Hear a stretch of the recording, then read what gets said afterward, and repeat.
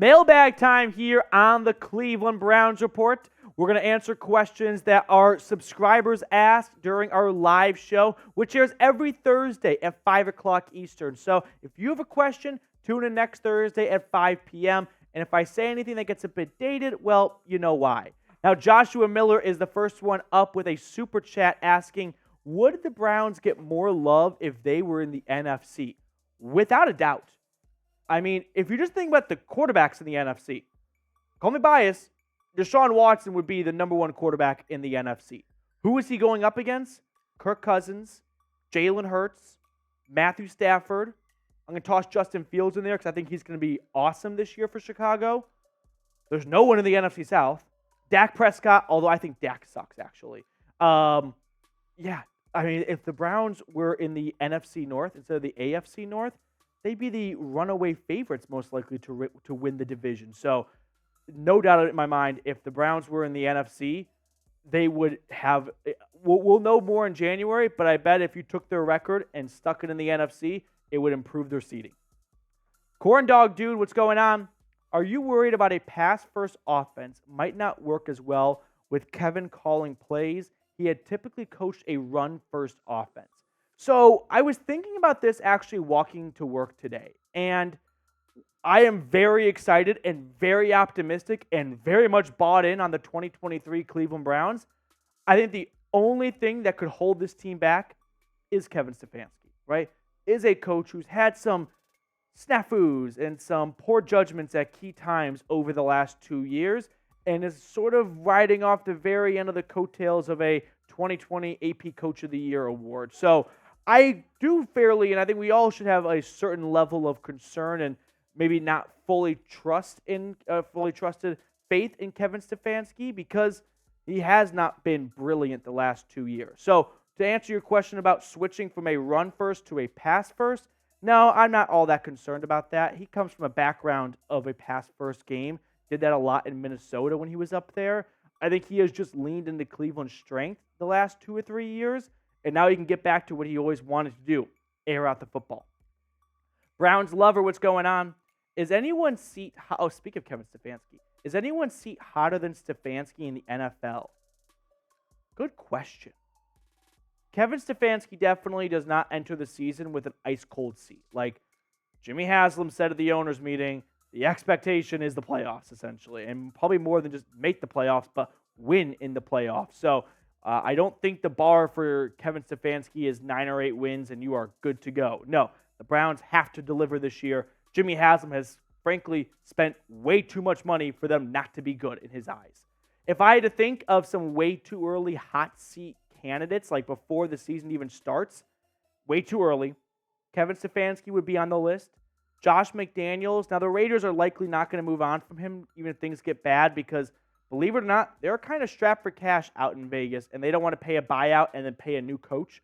Dennis Allen, he wasn't good as the Raiders coach.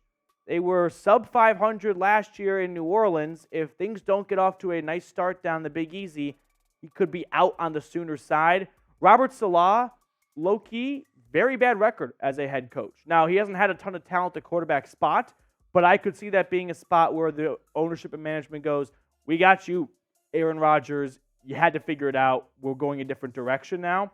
And then Riverboat Ron, things have gotten a bit stale since the start of his tenure in Washington. I think of a coach, and I don't know what the exact number is, but I feel like there's always been a coach who's been fired mid-season for X amount of years in a row. If there is one to get fired mid-season and we don't have an Urban Meyer situation on our hands, it very well could be one of these 5 guys. So with that being said, are you in on Kevin Stefanski? Yes or no? I am more of a Kevin Stefanski stan, truther, believer, whatever you want to call it, than maybe some people out there are. But I'm definitely not all the way in bed with Kevin Stefanski is going to be magnificent. He is a great coach. He has no flaws. He never screws up. It's always someone else's fault. No, I'm not all the way on that far on the pendulum, but I'm definitely a little bit further past the right in the middle. Paul Brooks, what's going on? How many Browns receivers will have 1,000+ yards this year? So when Deshaun Watson led the NFL in passing in 2020, believe it or not, he only had one receiver, if memory serves, go over 1,000 yards, which is kind of bizarre to think about. Will Fuller was like almost right there. He didn't play a full season. Otherwise, he would have. My early predictions are Amari Cooper, and I'm going to go Elijah Moore, our 2,000-yard receivers for Cleveland in 2023. You could easily substitute Moore for DPJ, but I think you'll get 2,000-yard receivers. I know we're all super excited about what was a very promising OTAs and minicamp practice sessions, but it is only Deshaun Watson's first year as this team's starting quarterback and no splitting with Jacoby Brissett in the offseason. So it might not ramp up to his full potential with Cleveland right out the gates. So I'm going to go with 2,000-yard receivers for the Browns. Give me Cooper and Moore. Little Beam, you're up next. What would be Matt Ioannidis and Shelby Harris' projected contract? Well, we can throw on Matt Ioannidis and Shelby Harris' stats last season, and we'll throw those on screen for you guys for just a moment. What would their projected contracts be? I think both players would be in a very similar ballpark. Probably a good amount of incentives, some game bonuses and whatnot. I would suspect 1 year, $3.5 million, right? I don't know what the vet minimum for those two guys would be for how much football they have played so far, but I think it would not even get, I don't think it'd get to $5 million. And I know Frank Clark signed with Denver, $5.5 million with some incentives on there. They're not going to get that much money. So I think 1 year, $3.5 million, $3 million is probably in the ballpark for them. Now, when it comes to the Cleveland Browns, we are always on the trail, following all news and rumors, so don't miss any coverage. Plus, we are knocking on the door of 20,000 subscribers. Help us get across the finish line and hit that sub button down below. Jaden, next up on the show, thank you for the super chat. What are the chances we sign Dalvin Cook? Low. Dalvin Cook doesn't complement this running back room well. He's just a slower version of Nick Chubb, right? I mean, he doesn't offer anything that you don't already have in this running back room. Now, Dalvin Cook is a good goal line back. He's always had a nose for finding the end zone. But is Nick Chubb a bad goal line back? I mean, if you want to add a running back, I think you would try and add one and have him bring a skill set that you currently don't have. And so for that reason, I think Dalvin Cook's probability of coming to Cleveland is like, I don't know what the percentage would be, but like less than 10. So the only path I could see for him is if Kevin Stefanski tells Andrew Berry, I loved working with him in Minnesota. I've got a plan how we can use him. We're going to have a great ground attack and air raid. Let's get it done. But I don't think that conversation is taking place. Thank you for the super chat, though. Cool guy called Zone. Prediction for preseason record. Remember, Cleveland plays 4 preseason games because they are in the Hall of Fame game.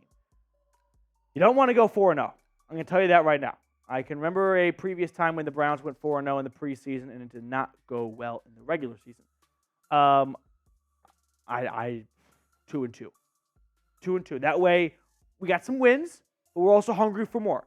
I think you want to go 2-2. Marshall Green stepping in right now. What's the ideal preseason record, you think? I said for 4 games with the Hall of Fame game, 2-2. Hungry for more, but you got some nice wins for the home crowd. Yeah, 2-2 is cool. 2-2? You don't want to go on. You died, said the last thing you want to do is win all of them. That's a nightmare waiting to happen. I will say this on the preseason. Everyone's going to be very excited for the Hall of Fame game. If Zach Wilson plays, at least we'll know the quarterbacks, which has not been true for a long time. Plus, Dorian Thompson-Robinson, he's going to be a highlight, or Kellen Mond, or Josh Dobbs. Like, there will be some names we recognize at least. All right, that was a lot of preseason talk. Ray, what's going on? Where does Kareem Hunt end up signing, you think? Ooh. I don't think it's going to be the Browns. I think you might see a team. Remember when, for example, Sony Michel got traded to L.A. because Cam Akers got hurt? I think the NFL probably learned after that. Did you have to trade for Sony Michel? Or could you have signed someone who probably would have given you the same production as Sony Michel, but you didn't have to give up draft picks to do so? So if an injury pops up, whatever team that is, the number one story will be top remaining free agents headlined by Kareem Hunt, Dak, Zeke, Leonard Fournette, whoever's still available. As of right now, if no injury pops up, what about a team like Tampa Bay? reunion with Baker potentially down there. I don't quite know what the Bucs' goal is for this season, but they don't have a rock-solid running back room. I like the Rashawn White guy they have there, but I think Tampa Bay could be a nice fit for Kareem Hunt. Now, speaking of Kareem Hunt, it just backup running backs. This is definitely digging deep, but if you're watching right now in June, you know Browns football because a lot of people just tune out in the offseason. So shout out to you for not. Favorite backup running back in Browns history. Has to be a backup. Isaiah Crowell, not quite a backup. But let me know who your favorite backup in Browns history is down in the comments section. For now, I'm going to go Dearness Johnson, who's an awesome backup. Jaden, what's going on? Just want to say this is by far my favorite account on YouTube. Jaden, thank you very much for supporting the show. You are by far one of my favorite subscribers to this channel. Really appreciate your support. Joshua Miller next up. If we were a 500 team with an average Deshaun Watson, what is the floor with Deshaun Watson returning to Pro Bowl form? Do you understand this question, Jack? Okay, if we were a 500 team with an average, what is the ceiling? Okay. I'm not quite reading your mind here, Josh, but if you're a 500 team, then your floor and ceiling are 500. I'm really trying to struggle to piece this one together, Josh. But I would say the floor, to kind of answer your question in a roundabout way for this team, if this team went 7-10, would anyone be drastically shocked? No, that's what they went last year. So that would probably be the floor. If they also went 12-5, I wouldn't be blown away either. They have that type of floor and ceiling where they could be really, really good, and no one should be surprised when they look at their roster. Or teams could write off the Browns and go, we'll never believe in the Cleveland Browns. They won 7 games last year. Deshaun Watson didn't look good. Why are we supposed to subscribe for this year? So I think 7 wins is kind of the floor, and 12 wins is the ceiling. What would the floor be for? Yeah, Josh, you put my brain in a pretzel. This is like the Ricky Bobby scene. I've got a soft serve pretzel in my head right now. All right, off-season mode. I'm feeling pretty good. Not gonna lie. That was great. King of Diamonds will live on forever. Okie dokie. You ready to pick a card, Jack? Give me the Jack of Hearts. Jack of Hearts. Okay. Can I repeat? I'm going to go with the 3 of clubs. One last cut for good measure. I was in the neighborhood. 8 of clubs. That was a bit of a heat check. I needed a heat check. Okay, that's going to do it for us on our mailbag. Thank you guys so much for tuning in. We're going to let you guys go and enjoy the rest of your day. We will catch up later.